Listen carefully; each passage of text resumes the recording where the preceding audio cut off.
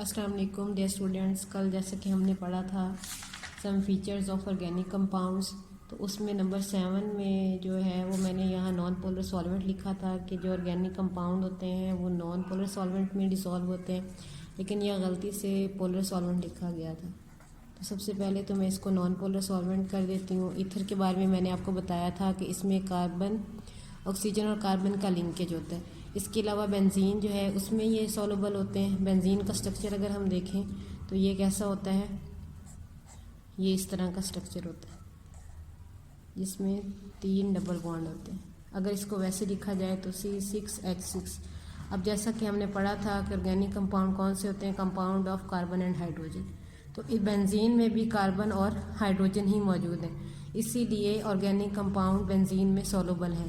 तो ये मैंने साथ में बताया था कि लाइक डिज़ोल्व लाइक वाला फिनोमिना है, यानी जिसकी नेचर जो होगी वो उसी में ही डिज़ोल्व होगा, उसी तरह के सॉल्वेंट में। तो ये कॉन्सेप्ट आपका मैंने क्लियर करना था। नेक्स्ट हमने देखना था कि ऑर्गेनिक केमिस्ट्री की हमारी ज़िंदगी में क्या इंपॉर्टेंस है। सबसे पहले फूड, ऑर्गेनिक फूड हम इस्तेमाल करते हैं। ऑर्गेनिक फूड में जैसे कि प्रोटीन हो गई, हम गोश्त वगैरह खाते हैं, अंडे खाते हैं, उनमें प्रोटीन मौजूद होती है।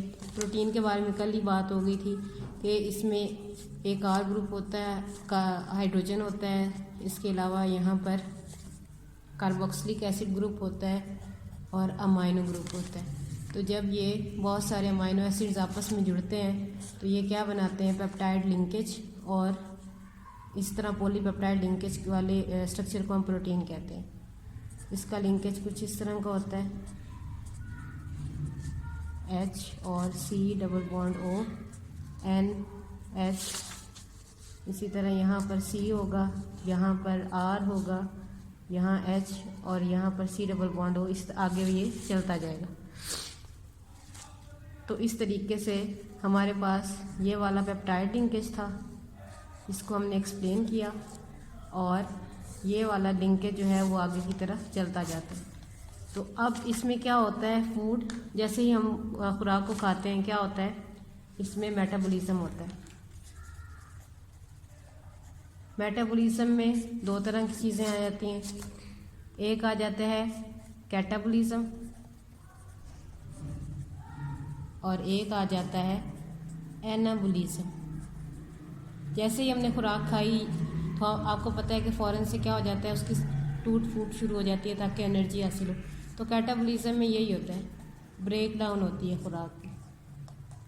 और एनाबॉलिज्म में अगर छोटे छोटे यूनिट्स हैं, हमें कोई और चीज़ चाहिए, तो वो आपस में क्या होंगे, छोटे यूनिट मिलेंगे और वो सिंथेसिस शुरू कर देते।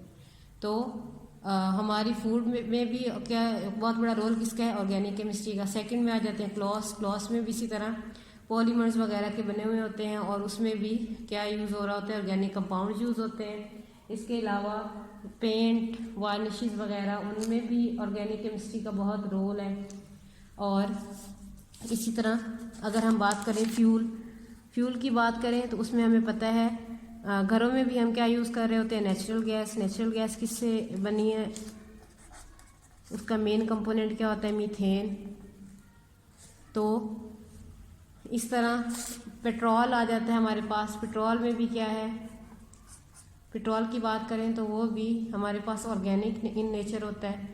तो इसलिए ऑर्गेनिक केमिस्ट्री का हमारी ज़िंदगी में बहुत बड़ा रोल होता है। अब नेक्स्ट अगर हम देखें तो नेक्स्ट टॉपिक हमारे पास आ जाता है sources of organic compounds. Sources of organic compounds में अगर हम बात करें तो फॉसिल फ्यूल की बात आएगी। फॉसिल फ्यूल्स क्या होते हैं, किस तरह बनते हैं, कि जो हमारे पास एनिमल्स या प्लांट डेड हो चुके होते हैं, यानी decay of animals and plants से बनते हैं हमारे पास। ये ज़मीन के अंदर बहुत सालों तक, मिलियंस ऑफ ईयर्स तक ये ज़मीन के अंदर रहते हैं। उसके बाद क्या बन जाते हैं, ये फॉसिल फ्यूल बन जाते हैं। इनको हम एनर्जी हासिल करने के लिए यूज़ कर सकते हैं। इसमें क्या जाता है, इसमें आता है पेट्रोलियम और कोल, इसके अलावा नेचुरल गैस। अब भी हम इन्हीं को डिस्कस करेंगे। फॉर एग्जांपल कोल है, नेचुरल गैस है और पेट्रोलियम। इसको हम डिस्कस करेंगे कि किस तरह ये सोर्स है ऑर्गेनिक कंपाउंड का। अब हम फॉर्मेशन ऑफ कोल की बात करेंगे। आपको पता है कोल का जो है वो सोर्स क्या होता है, प्लांट्स होते हैं।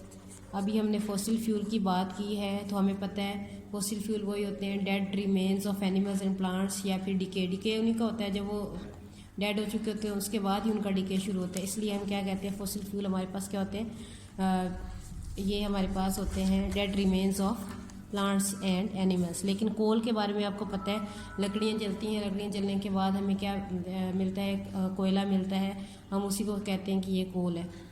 लेकिन असल में वो हमारे पास कोल नहीं होता, वो हमारे पास क्या होता है, कोक होता है। इसके बारे में हम थोड़ा सा आगे जाके बात करेंगे। तो अब क्या है, प्लांट किस तरह कोयला बना, ये ज़मीन के अंदर रहते हैं, बरीड इनसाइड अर्थ। कितने अरसे के लिए, तकरीबन 500 मिलियन ईयर्स, इतना अरसा ये उसमें रहेंगे। उसके बाद क्या हमारे पास बनेगा, हमारे पास कोल बनेगा। किस तरह बनेगा, due to bacterial and chemical reactions.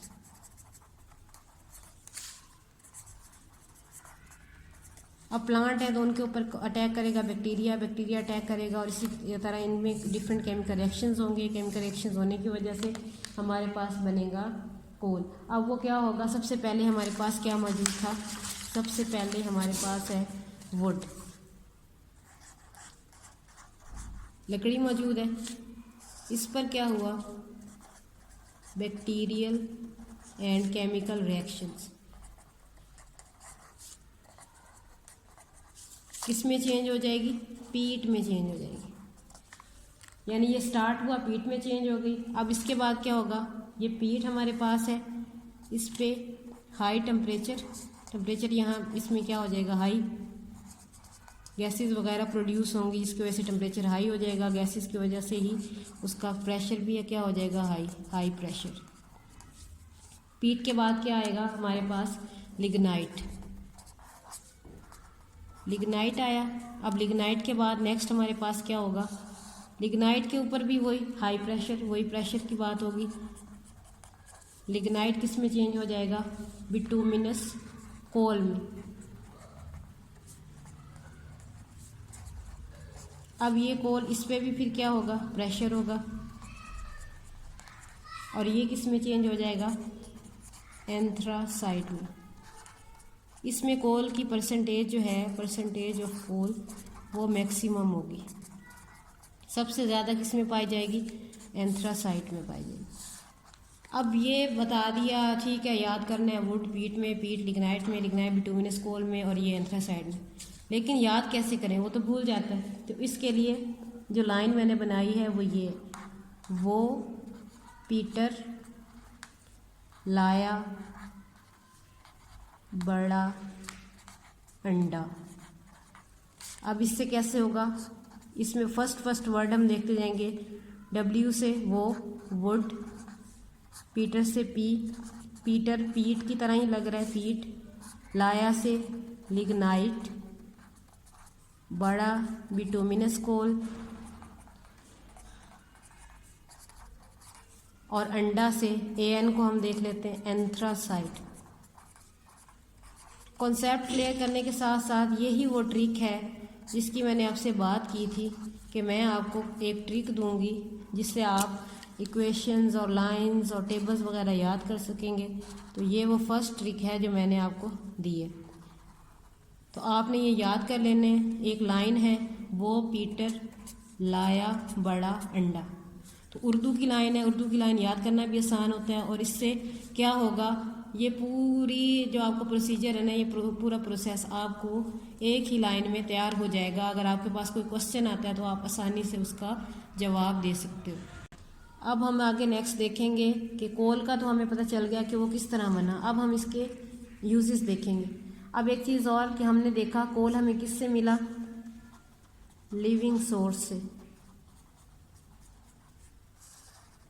और कोल के फ़ायदे क्या हैं, इससे हमें क्या मिलती है, एनर्जी मिलती है, ये भी हमें पता है। तो अब एनर्जी हम कहाँ कहाँ इस्तेमाल करते हैं, तो आपको अच्छे से पता है कि यहाँ पर हमारे पास लाइम किल्स यानी भट्टी मौजूद होती है, उसमें हम क्या करते हैं, बेक करते हैं किसको, ब्रिक्स को। In lime kiln to bake bricks. अब अगर आपको ये पता है कि इसमें एनर्जी होती है, तो इसलिए आपने इजीली बता दिया कि ये कहाँ यूज़ होगा, ब्रिक्स को बेक करने में। कितना इस्तेमाल करते हैं कोयला इधर, एटलीस्ट इसमें 80% कोयला जो है वो यूज़ होता है किस में, लाइम किल्न में यानी भट्टी में। अब नेक्स्ट देखते हैं, ये भी आपको पता है कि घरों में भी हम इस्तेमाल करते हैं इसको। तो डोमेस्टिक पर्पस, कुछ क्वांटिटीज़ की कहाँ यूज़ हो रही होती है, घरों में, इन डोमेस्टिक पर्पस। तो इस तरीके से इसके 2 यूजेस हैं जो मैंने आपको बता दिए। और यूजेस कैसे याद होंगे, क्योंकि हमें पता है कोयला है, जलता है, जलने से क्या प्रोड्यूस होती है, एनर्जी प्रोड्यूस होती है। कहाँ कहाँ यूज़ होती है, एक तो लाइम किल्न में यूज़ होती है और दूसरी डोमेस्टिक पर्पस के लिए। और कितनी लाइम किल्न में, क्योंकि मैक्सिमम हर जगह पे हम देखते हैं कि वहाँ पर क्या होता है, भट्टियाँ मौजूद होती हैं, तो इसलिए तकरीबन 80% जिसका है वो लाइम किल्न में इस्तेमाल होता है। अब नेक्स्ट हम देखते हैं नेक्स्ट कि हमारे पाकिस्तान में कोयला कितना मौजूद है। पाकिस्तान में तकरीबन 184 बिलियन टन्स कोल मौजूद है। तो इस तरीके से अब हमें पता चल गया कि पाकिस्तान में बहुत ज़्यादा क्वांटिटी कोयले की है, इसलिए ज़्यादातर कोयला इस्तेमाल किया जाता है। नेक्स्ट अब हम इस देखते हैं कार्बोनाइजेशन।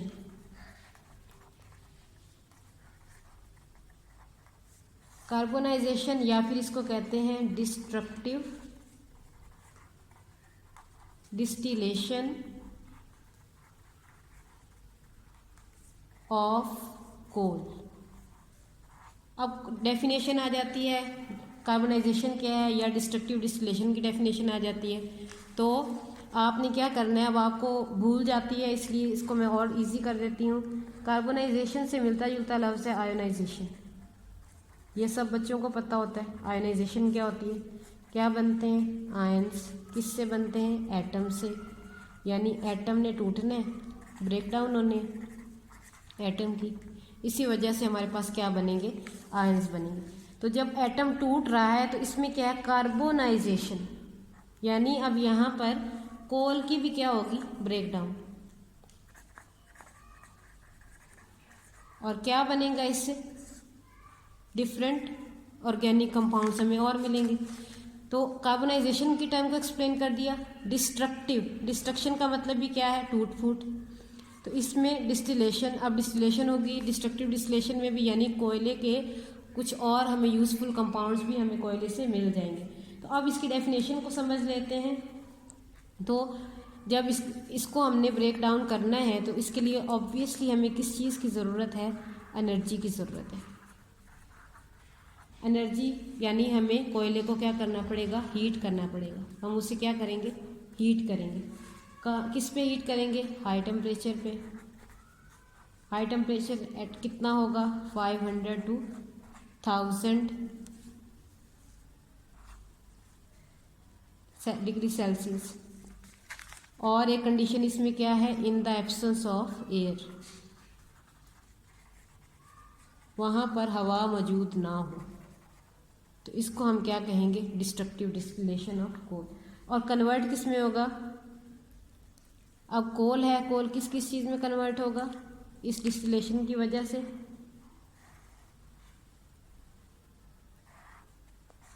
ये होगा कोक में, कोल तार में, और इसके अलावा कोल गैस में कन्वर्ट होगा। तो अब हमने देख लिया कार्बोनाइजेशन क्या है, when coal is heated at high temperature 500 to 1000 degree Celsius in the absence of air तो it is converted into coke, coal tar, coal gas. अब कोक की बात करते हैं तो ये कोयला जो हम इस्तेमाल करते हैं अंगीठियों में या फिर ये बारबेक्यू के लिए जो हम कोयला इस्तेमाल करते हैं वो असल में कोल नहीं होता, वो असल में कोक होता है। तो और इसके अलावा कोल तार मिलती है, ये आपने देखा होगा रोड पे हम इसको यूज़ कर रहे होते हैं। जब भी रोड बनता है तो इसके ऊपर वो काला से डाला जाता है, उसको कोल तार कहते हैं। कोल गैस होती है, वो गैस जो है वो वहाँ से निकल जाती है। अब क्या है, कोल तार के अंदर ना बहुत सारे ऑर्गेनिक कंपाउंड्स होते हैं जो कि एरोमेटिक होते हैं, विच separate out on fractional distillation. अब ये कोल तार की बात हम कर लेते हैं कि कोल तार में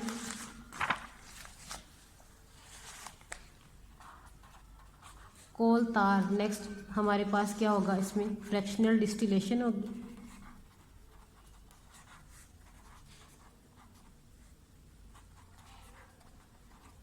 और हमें क्या मिलेगा, large number of aromatic organic compounds. अब फ्रैक्शनल डिस्टिलेशन क्या होती है, इसको एक्सप्लेन कर लेते हैं। जब भी डिस्टिलेशन की बात होती है तो इसमें क्या होगा, कोई ना कोई लिक्विड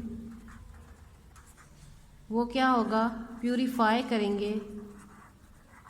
किस बेस पे, on the base of boiling point.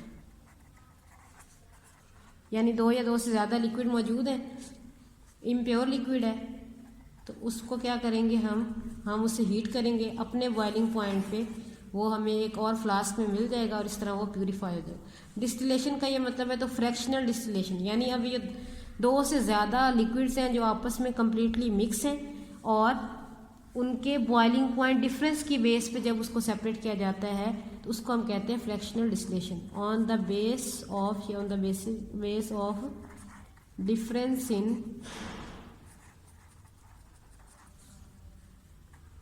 Boiling point. तो इस तरह हम उसको क्या है, सेपरेट कर लेते हैं। लिक्विड्स में ये बात होगा, कोल तार में किसकी बात होगी, फ्रैक्शनल डिस्टिलेशन जब भी इस्तेमाल होगा तो डिफरेंट लिक्विड्स की बात होगी इसमें। तो अब इसमें हमने इसको स्टडी कर लिया, तो एक बार कोल को रिपीट कर देते हैं। कोल क्या है हमारे पास, हमने देखा सोर्सेज ऑफ ऑर्गेनिक कंपाउंड में fossil fuel, dead remains of animal और प्लांट या फिर डिके ऑफ एनिमल और प्लांट से हमें क्या क्या मिलता है, पेट्रोलियम मिलता है, कोल मिलता है, नेचुरल गैस। कोल में क्या होगा कि प्लांट जो है वो ज़मीन के अंदर बरीड रहा, उसके अंदर रहा कितने साल तक, 500 मिलियन ईयर्स तक। तो due to bacterial and chemical reaction वो किस में चेंज हो जाता है हमारे पास, वो हमारे पास चेंज हो जाता है कोल में। किस तरह, वुड बैक्टीरियल और केमिकल एक्शन, पीट में चेंज हुआ, हाई टेम्परेचर हाई प्रेशर की वजह से लिग्नाइट में चेंज हुआ, प्रेशर की वजह से बिटुमिनस कोल, फिर प्रेशर एंथ्रासाइट में चेंज हुआ। और इसमें परसेंटेज ऑफ कोल जो है वो सबसे ज़्यादा होती है। तो अब इसको याद रखने के लिए हमने क्या किया था, वो पीटर लाया बड़ा अंडा, वुड, पीट, लिग्नाइट, बिटुमिनस कोल और एंथ्रासाइट। अब नेक्स्ट में जो है इसके यूजेस पढ़ेंगे कि कोल है तो उसका अगर उसको हम निकाल रहे हैं तो उसका कोई ना कोई यूज़ होगा। यूज़ क्या है, एनर्जी से हमें मिलती है, तो इसका 80% कोल का यूज़ हो रहा है लाइम किल्स में टू बेक ब्रिक्स, और कुछ क्वांटिटी इसकी यूज़ हो रही है डोमेस्टिक पर्पस के लिए। पाकिस्तान में कितना कोयला मौजूद है, 184 बिलियन टन्स मौजूद है। अब उसके अलावा जो है इससे हमें कौन से यूज़फुल ऑर्गेनिक कंपाउंड्स मिलते हैं, वो किस तरह मिलते हैं, कार्बोनाइजेशन से या डिस्ट्रक्टिव डिस्टिलेशन ऑफ कोल से मिलते हैं। कार्बोनाइजेशन को एक्सप्लेन करने के लिए मैंने पहले आपको आयनाइजेशन की एग्जांपल दी कि अगर आपको आयनाइजेशन का कॉन्सेप्ट पता है तो इसको समझना आसान हो जाएगा। तो कार्बोनाइजेशन में क्या होगा, कोल की ब्रेक डाउन होगी, किस तरह हीट करेंगे उससे हाई टेम्परेचर पे। हाई टेम्परेचर कितना है, 500 to 1000 degree Celsius in the absence of air. तो कोल किस में चेंज हो जाएगा, कोक, कोल तार और कोल गैस में। तो कोक का मैंने आपको बताया कि ये कोयला जो हमें मिलता है बारबेक्यू वगैरह के लिए वो कोक होता है, वो कोल नहीं होता। और कोल तार जो है उसको रोड वगैरह पे डाला जाता है, वो एक लिक्विड सा होता है ब्लैकिश कलर का, और कोल गैस हमें इसमें से मिलती है। तो नेक्स्ट मैंने आपको बताया कि कोल तार की जब फ्रैक्शनल डिस्टिलेशन, जब वो ब्लैकिश लिक्विड है तो लिक्विड में मुख्तलिफ लिक्विड्स होंगे, उनको हम कैसे सेपरेट करेंगे? फ्रैक्शनल डिस्टिलेशन की वजह से। तो क्या मिलेगा? Large number of aromatic organic compound. Organic compound की डेफिनेशन तो मैंने कल समझा दी थी। एरोमेटिक ऑर्गेनिक कंपाउंड्स कौन से होते हैं? जिनमें एटलीस्ट एक बेंजीन रिंग पाया जाए। बेंजीन रिंग कैसा होता है? इस तरह का, जिसमें double single double single double single bonds मौजूद हो, जिसका फार्मूला होता है C6H6। इसको कहते क्या हैं? बेंजीन। जब भी किसी कंपाउंड में एक भी बेंजीन रिंग होगा तो उसको हम क्या कहेंगे कि वो क्या है? एरोमेटिक है। तो कोल तार से हमें एरोमेटिक ऑर्गेनिक कंपाउंड्स रिसीव होते हैं। अब नेक्स्ट हमारे पास है कोल के बाद नेचुरल गैस। नेचुरल गैस है तो इसमें क्या होगा? इसमें एक गैशियस मिक्सचर होगा। और किसका गैसियस मिक्सचर होगा? लो बॉइलिंग हाइड्रोकार्बन्स का, क्योंकि हम हाइड्रोकार्बन की बात कर रहे हैं, ऑर्गेनिक कंपाउंड्स की बात हो रही है, हाइड्रोकार्बन्स की बात हो रही है। तो लो बॉइलिंग हाइड्रोकार्बन्स होंगे which mainly composed of methane. तो इनमें सबसे ज़्यादा कंपोजिशन किसकी होगी? मीथेन की। मीथेन का फार्मूला आपको पता है क्या होता है? CH4 होता है। It is called natural gas. तो नेचुरल गैस को अगर डिफाइन करना हो तो कैसे करेंगे? It is a gaseous mixture. किसका गैशियस मिक्सचर है? लो बॉइलिंग हाइड्रोकार्बन्स का, क्योंकि जिनका बॉइलिंग पॉइंट लो होगा वही गैस की फॉर्म में रहती हैं। जिनका बॉइलिंग पॉइंट हाई होता है या तो वो लिक्विड होते हैं या वो सॉलिड होते हैं। तो इसलिए इनका क्या होता है? लो बॉइलिंग पॉइंट होते हैं। तो इसलिए which mainly composed of methane, और इसमें ज़्यादा कंपोजिशन किसकी होती है? मीथेन की होती है। उसको हम क्या कहते हैं? नेचुरल गैस कहते हैं। और इसकी कंपोजिशन कैसी होती है, यानी इसमें क्या क्या मौजूद होता है? मीथेन की बात तो हो गई कि मीथेन इसमें प्रेजेंट होता है। तो इसमें क्या है? मेजर पोर्शन तो हमारे पास हमें पता है किसका है? मीथेन का है। इसके अलावा हमारे पास क्या होंगी? इथेन होगी, प्रोपेन होगी और ब्यूटेन होगी। यानी आपने याद रखना है कि C1 to C4 जो है वहाँ तक हाइड्रोकार्बन इसमें प्रेजेंट होंगे। मीथेन का फार्मूला मैंने आपको बताया क्या है? CH4। इथेन का क्या होगा?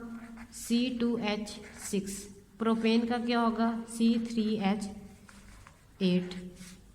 Butane C4H10। अब किस तरह हमें पता चलेगा कि कार्बन कितने और हाइड्रोजन कितने? इसलिए इसके लिए एक फार्मूला होता है जो हमारे पास होता है, जिनके एंड में एन हो उनको हम क्या कहते हैं? अल्केन कहते हैं। और अल्केन के लिए फार्मूला होता है CnH2n+2। यानी अगर C4 है, H2 की जगह क्या आ जाएगा? 4+2। तो क्या बन जाएगा? C4H, 4 2s are 8 + 2 10। क्या होगा? C4H10। तो आप इजीली इस तरह आपको ये निकालना इजी हो जाएगा, याद करने की ज़रूरत नहीं पड़ेगी। तो ये C1 to C4 तो हमारे पास है। इसके अलावा हमारे पास क्या होता है? स्मॉल क्वांटिटीज इसमें होती हैं। स्मॉल क्वांटिटी किस किस गैस की मौजूद होगी? कार्बन डाइऑक्साइड की, नाइट्रोजन की, हाइड्रोजन सल्फाइड और हीलियम। यानी 4 आपके पास C1 to C4 ये गैसेस मौजूद हैं और 4 स्मॉल क्वांटिटी में। ये थोड़ी सी इनमें हमारे पास आ जाते हैं, ये मेजर पोर्शन होता है। इसमें स्मॉल क्वांटिटी इनकी आ जाती है और स्मॉल क्वांटिटी इनकी आ जाती है। तो टोटल 8 हैं। 8 में C1 to C4 4 ये हो गई।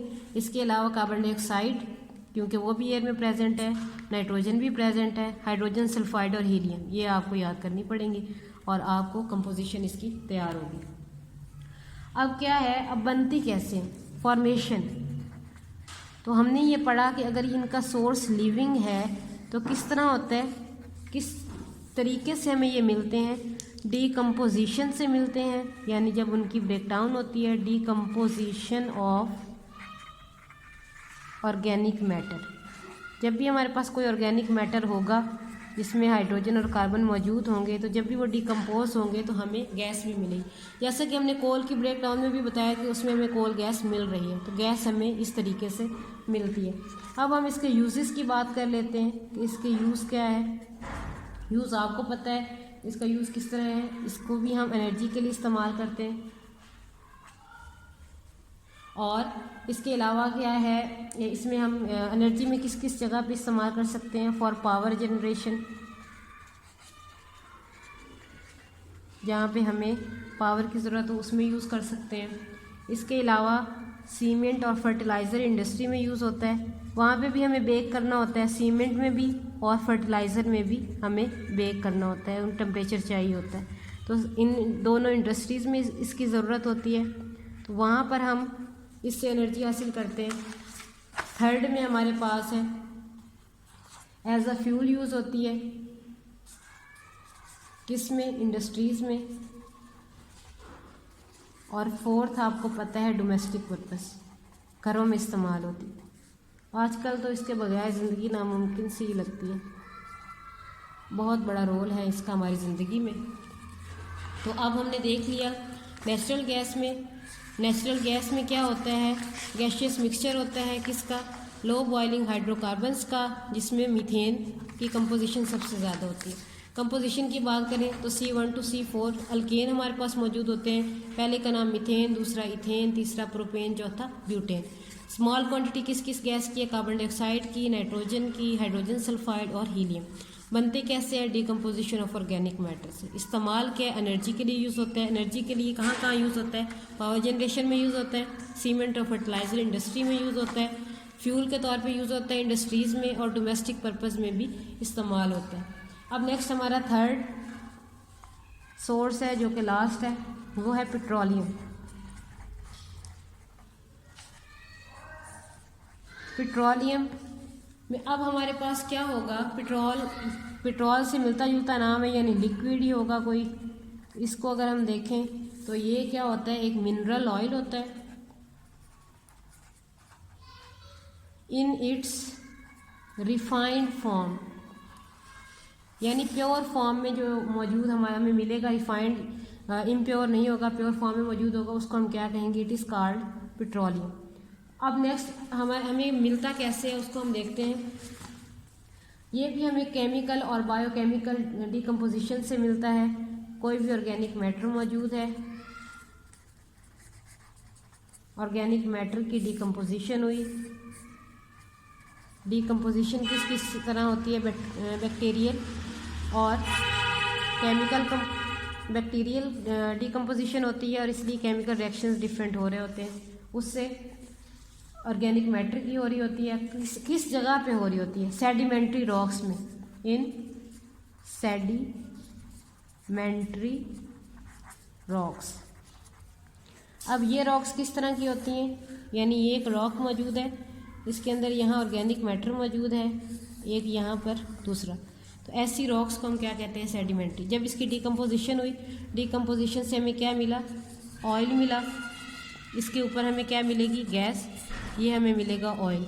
यहाँ पे पाइप्स के ज़रिए से ऑयल निकाल लिया जाएगा, और पाइप के ज़रिए से ही, यानी यहाँ कोई मोटर लगी होगी उससे ऑयल निकल आएगा, और यहाँ पर गैस जो है वो भी यहाँ पे कोई पाइप लगा होगा, उससे हमें गैस मिल जाएगी। तो इस तरह यहाँ पर ये ऑर्गेनिक मैटर की डिकम्पोजिशन हुई, ऑयल बना और हमें गैस मिली। इसके अलावा अगर तो वो अर्थ के अंदर है तो हमें वहाँ से क्या मिल जाएगा, कोयला भी मिल जाएगा। तो इस तरीके से हमें ऑयल मिल जाता है। किस कलर का होता है, ब्लैकिश कलर का होता है हमारे पास।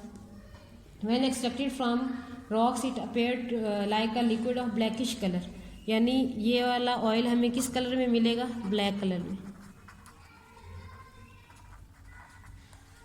और इसको कहते क्या है, क्योंकि अभी ये रिफाइंड फॉर्म में नहीं है, तो इसको कहा जाता है क्रूड,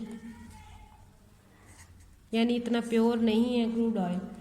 इट इज़ रिफाइंड, इसको रिफाइन किया जाता है to get different petroleum fractions, मुख्तलिफ पेट्रोलियम फ्रैक्शन इससे हम हासिल कर लेते हैं। अब ये हमारे पास लिक्विड है, तो अब लिक्विड का हमें पता है कि हम किस तरह उसे हासिल करते हैं, फ्रैक्शनल डिस्टिलेशन से। तो इसकी क्या की जाती है, fractional distillation. Fractional distillation of petroleum. Fractional distillation को मैंने आपको एक्सप्लेन किया था on the difference of boiling point. किसमें होता है ये difference, in liquids. Different liquids होते हैं, मिसिबल होते हैं, यानी पता नहीं चल रहा कौन कौन सा लिक्विड प्रेजेंट है, उनको हम मिक्सिबल लिक्विड्स कहते हैं, कम्प्लीटली मिक्स जो होते हैं। तो इसमें हमारे पास अब जो डिफरेंट मिलते हैं पेट्रोलियम की फ्रैक्शंस, उसको याद कैसे कर सकेंगे, उसमें मैंने बनाया है ना पढ़ाई ना ग्रेड्स, कैसे घर चलाओगे, पढ़ाई अपनी पूरी करो। इस तरीके से ये टेबल पूरा का पूरा आपको याद हो जाएगा। Na यानी ना, उससे हम क्या कहेंगे, नेचुरल गैस। इसके अलावा हमें क्या मिला, पढ़ाई से के P से हमें पता चला ये है पेट्रोलियम ईथर। नेक्स्ट में हमारे पास क्या है, नेफ्था, इसके N से नेफ्था, इसके G से क्या होगा, गैसोलीन, जिसे हम पेट्रोल भी कहते हैं। इसके K से गैसोलीन के बाद कैरोसिन, फिर G गैस ऑयल। इसके अलावा फिर हमारे पास चलाओगे, चलाओगे में क्या आ जाएगा,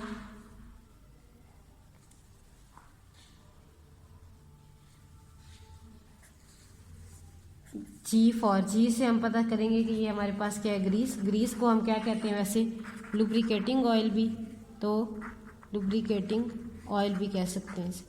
फिर अब आगे है नेक्स्ट पढ़ाई का P, पैराफिन। और उसके बाद ये नेक्स्ट जो है इसमें क्या होगा, A for asphalt, P for petroleum, और पूरी करो C का ही साउंड दे रहा है तो उससे हम कहेंगे कि ये क्या है, कोक, जिस कोक की हमने पहले ही बात की। C फॉर करो कर लो। तो इस तरीके से हमें आसानी हो जाएगी, ना पढ़ाई ना ग्रेड्स, कैसे घर चलाओगे, पढ़ाई अपनी पूरी करो। तो उससे पूरा का पूरा टेबल जो है वो हमारे पास आ जाएगा। नेचुरल गैस है तो लो बॉइलिंग होंगे, इनका बॉइलिंग पॉइंट कम होगा। फिर पेट्रोलियम ईथर है, उसके बाद ईथर का बॉइलिंग पॉइंट होता है। फिर नेफ्था, इसी तरह गैसोलीन पेट्रोल में यूज़ होती है। कैरोसिन जो है वो हीटिंग फ्यूल है, और गैस ऑयल जो है हमारे पास वो डीजल और हीटिंग फ्यूल के तौर पर यूज़ होता है। ग्रीस को लुब्रिकेशन के लिए इस्तेमाल किया जाता है। पैराफिन जो है वो वैक्स में यूज़ होती है, जैसे कि मोमबत्ती वगैरह। और एस्फाल्ट, पेट्रोलियम कोक वगैरह जो है वो रूफिंग, पेविंग वगैरह में या फ्यूल के लिए यूज़ किया जाता है। तो इस तरीके से हम इसका ये टेबल भी याद कर सकते हैं। अब अगर हम देखें तो डिफरेंट ऑयल रिफाइनरीज जो पाकिस्तान में मौजूद हैं उनके नाम, ऑयल रिफाइनरीज इन पाकिस्तान, उसके लिए भी मैंने एक लाइन बनाई है। आओ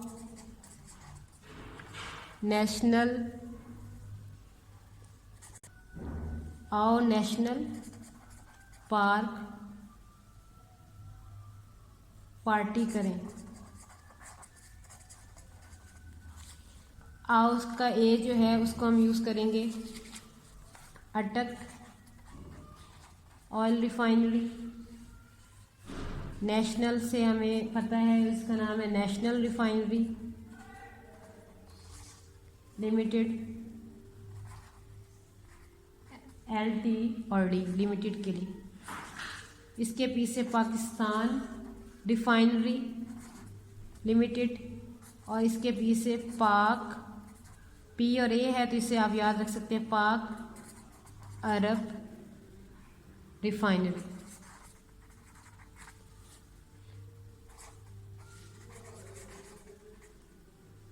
इस तरीके से ऑयल रिफाइनरीज को याद किया जा सकता है। आओ नेशनल पार्क पार्टी करें, अटक oil refinery, national refinery limited, Pakistan refinery limited, पाक अरब रिफाइनरी।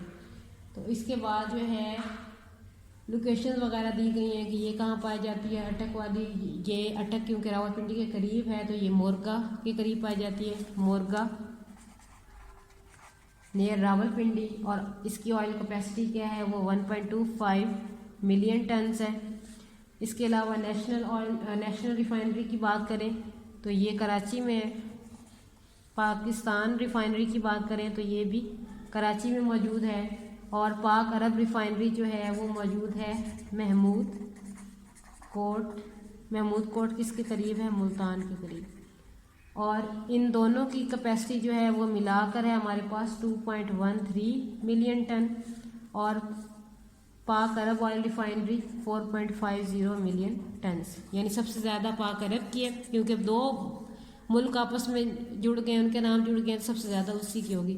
ये दो हैं, इस वजह से ये 2.13 दे रहे हैं, और ये एक ही है अटक ऑयल रिफाइनरी 1.25 दे रहे हैं। तो इस तरीके से इसको भी हम याद कर सकते हैं। इससे रिलेटेड कोई भी क्वेश्चन हो तो आप कमेंट सेक्शन में पूछ सकते हैं, और अगर आपने इसे अच्छे से कर लिया और एक बार बुक से पढ़ लिया तो इंशाल्लाह इससे रिलेटेड सारे क्वेश्चन आपके तैयार हो जाएंगे।